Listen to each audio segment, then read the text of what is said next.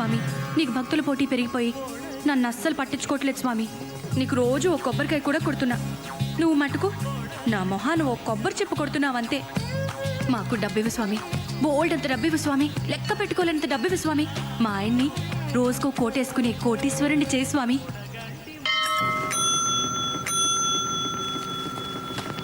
Sub editor గారికి. Okay sir.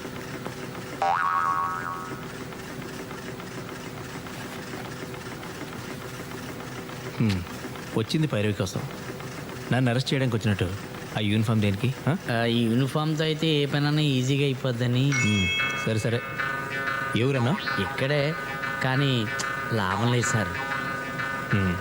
సరే, మీ ఎస్పీతో నేను చెప్తా, నీకు కావాల్సిన చోటుకి ట్రాన్స్ఫర్ చేస్తా. నాది పూచి, ఓకేనా? అదే సార్, మీలాంటి పెద్దల సహాయంతో మంచి స్టేషన్కి ట్రాన్స్ఫర్ చేయించుకుంటే కాస్త గిట్టుబాటు ఉంటుందని. అది నిజమేలే. ఓ పని చేయి, హాయ్. ఓ 25,000 పట్టుకొని పొద్దున్న మా ఇంటికి వచ్చాయి. 25,000? కొత్తపేట అయితే 5,000, నువ్వు అడిగిన స్టేషన్కి 25,000. మనం మీ నరసింహరావుకి బోయినపల్లి స్టేషన్కి వేయించాను. ఎంత తీసుకున్నాను? 15. స్టేషన్ బట్టి ఉంటుందయ్యా, నీకు తెలుసు నాకు తెలుసు. 20 చేసుకోండి సార్. ఏయ్, ఏమనుకుంటున్నావు? బేరాలు చేయడానికి ఇదేమన్నా కూరగాయల బజార్ అనుకుంటున్నావా? ఇది న్యూస్ పేపర్. ఉయ్యాల జంపాల దిగింది కోతి మొహం. పద్మ, ఏంటి కదా చాలా హ్యాపీగా కనిపిస్తున్నావు? ముందు నోరుతారు.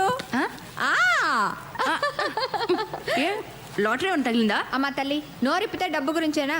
మా పెద్ద మావయ్య గారికి సీరియస్, గంటో గడియో అంటున్నారు. మా ఆయన అంబులెన్స్ లో తీసుకెళ్తున్నారని ఫోన్ చేశారు.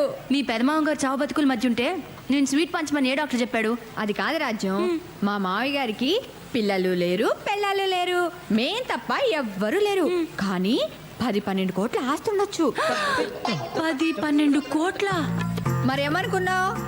జూబ్లీహిల్స్ లో బంగ్లానే 4-5 కోట్లు ఉంటుంది. డాక్టర్ ఏజెన్సీ 10 కోట్లు ఈజీగా చేస్తుంది. క్యాష్ ఎంత ఉందో మావయ్య గారు పోయిన తర్వాత లెక్కేస్తాను కానీ తెలీదు.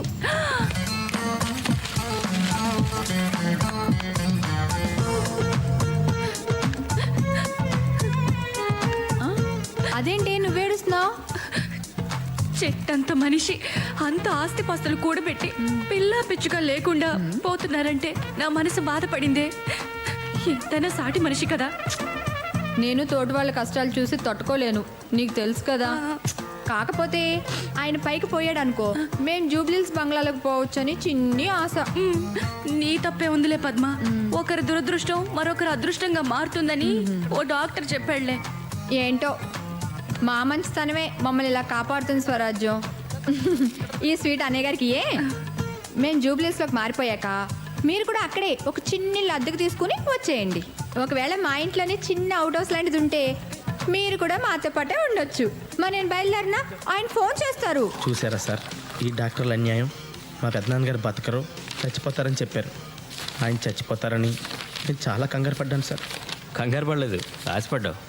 మీ ఆవిడ స్వీట్లు కూడా పంచిందట మా ఇంటికి వచ్చి. దానికి కంగారు ఎక్కువ.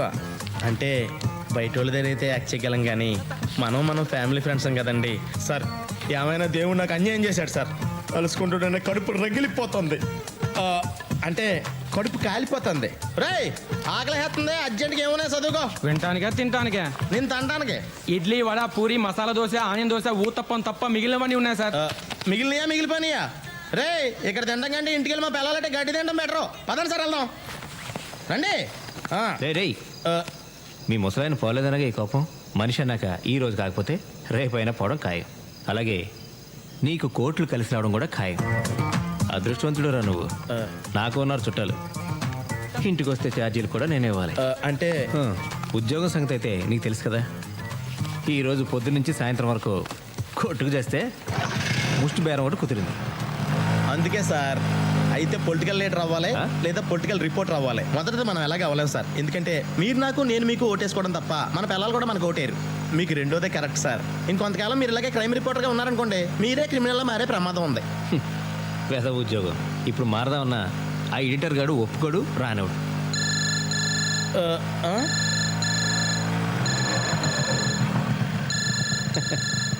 మన ఎడిటర్ గాడు 100 సంవత్సరాలు బతుకుతాడు ఎదవ. మా పెద్దనాన్నలాగా సార్. అది నన్ను అడుగుతావేంట్రా? డాక్టర్ని అడగాలి. ఆ డాక్టర్లు ఆడు పేషెంట్గా ఉన్నప్పుడు చెప్పారు సార్, రేపో మాపో పోతాడని. ఆడు పోతాడేమో అని ఎంతో పేషెంట్స్తో ఎదురు చూశాను సార్. ఇప్పుడు నేను పేషెంట్ అయ్యేలా ఉన్నాను సార్. క్యారేజీలు మోయడానికి ఆఖరికి ముడ్డిగడడానికి ఉన్నాను, వాడుకుంటాడు సార్.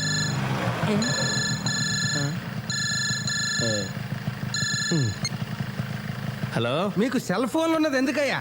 ఫోన్ వస్తే ఎత్తి చావచ్చుగా. చావరు. సర్లే, మొత్తానికి దొరికావు. సార్, ముంబై ఎక్స్ప్రెస్కి కొత్తపేట దగ్గర యాక్సిడెంట్ జరిగింది, తెలుసా? తెలీదు. ఆ పంది ఫేస్ ఫోటోగ్రాఫర్ నీలాద్రి గాడు ఎక్కడున్నాడో తెలుసా? తెలీదు. వాడికి ఫోన్ చేస్తే వాడైనా లిఫ్ట్ చేసి చావచ్చుగా. చావడు. వాడిని తీసుకెళ్ళి. సార్ భోంచేద్దామని ఇంటికి వెళ్తున్నాను సార్. ఏమయ్యా, అంత ప్రమాదం జరిగితే భోంచేసి వెళ్తాను, పడుక్కుని వెళ్తాను, పళ్ళు తోముకుని వెళ్తాను, ఏంటిదంతా? బుద్ధిలేదా? ఉండదు. సిటీ ఎడిషన్ టైంకి ప్రమాద వార్త ఫోటోలతో సహా కవర్ చేయాలా? అక్కర్లేదా? అక్కర్లేదా? కావాలి. అసలు న్యూస్ లెక్క చేస్తుంటాను. Okay sir, okay. ఇలా అర్ధరాత్రులు తిండి తిప్పలు లేకుండా రైలు కట్టలంట తిరగడానికి మనం పోర్టర్లమా రిపోర్టర్లమా సార్? ఏదో ఒకట్లే. సార్ ఇటు కాదు, ఇలా వెళ్తే షార్ట్ కట్.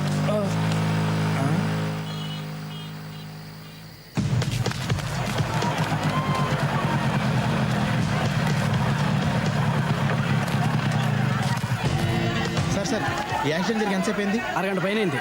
ఎంతమంది చనిపోయి ఉంటారు? తెలీదండి. సార్ సార్ సార్ ఏంటి? జరిగి చాలాసేపు అయిందంట. ఇంకా మిగిలిన ప్రెస్ వాళ్ళు ఎవరు రాలేదు. ఇలాంటప్పుడు కూడా నేను తీసిన ఫోటోల కింద నా పేరు అయిపోతే నేను ఒప్పుకోను సార్. వేరేం కర్మ, నీ ఫోటో కూడా వేస్తా.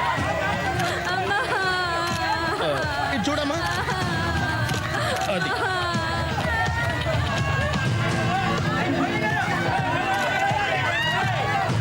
అమ్మన దొరికారు.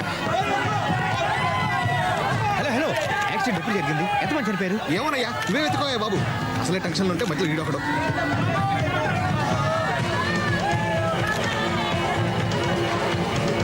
రేయ్, రండిరా తొందరగా. సార్ చూసావా, ఎవడికి దొరికింది వాడు పట్టుకొని పారిపోతున్నాడు. మనిషి మాంసం ఉప్పుగా ఉంటుంది కాబట్టి వదిలేశారు. కాస్త రుచిగా ఉంటే ఈ శవాలను కూడా పట్టుకుపోయాడు. ఉప్పగా ఉంటుందా? రే, మీ దొంగ మొక్కలు పొద్దున్న పేపర్లో చూసుకుంటారా? ఏరిళ్ళు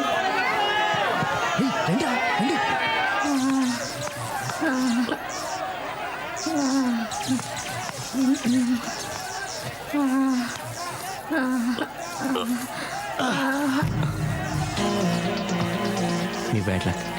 సాయం చేద్దాం అనుకున్నానమ్మా.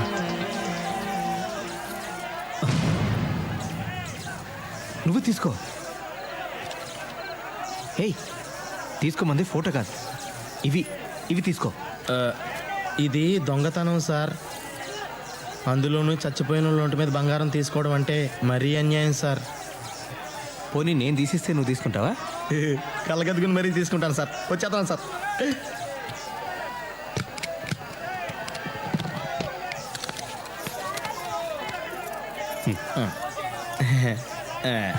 ఇది నాకే.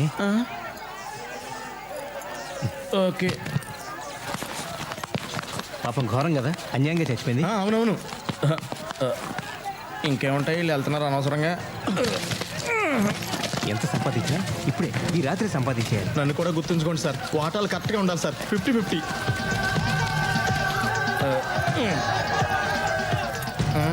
హే, ఆ చైన్ లాగు. ఏది? త్వరగా కానీ మళ్ళీ ఎవరినో వస్తారు. అదేం చేసుకుంటారు సార్? ఎహె, ఆ చైన్ కాదు, ఈ చైన్. ఎలా బతుకుతావో ఏంటో.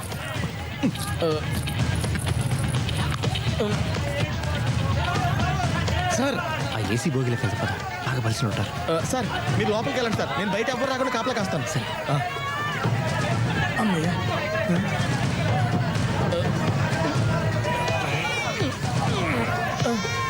తప్పండి తప్పండి తప్పండి.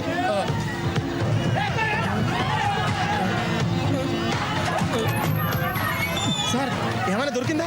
ముందు పట్టుకో. ఇవ్వండి, నేను పట్టుకుంటాను. తొందరగా దిగండి. చోర్ మే జర్నలిస్ట్. ఇది సరిగ్గా తగలదు.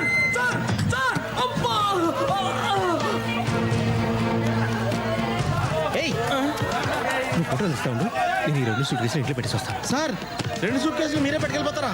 దీంట్లో నీది, రేపు పొద్దున వచ్చి పట్టుకో. నీ బరువు కూడా నేనే మోస్తున్నందుకు సంతోషించు. సార్ తొందరగా వచ్చేయండి. ఎడిషన్ లేట్ అయితే ఎడిటర్ గారు కోపడతారు. 10 నిమిషాలు, 10 నిమిషాలు.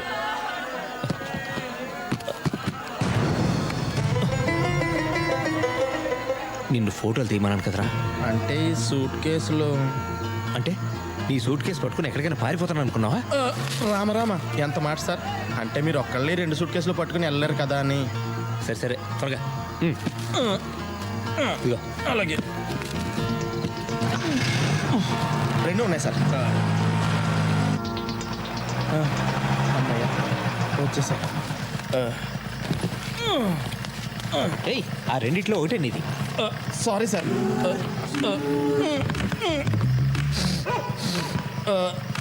ఏది తీసుకోమంటారా మీరే చెప్పండి సార్. అబ్బా నీలాద్రి, దేనిలో ఉందో నాకు ఎలా తెలుస్తుంది?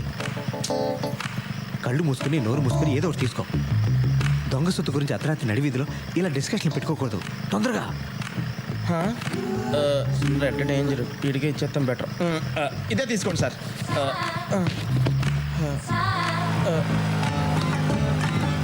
సార్ తొందరగా వచ్చేయండి.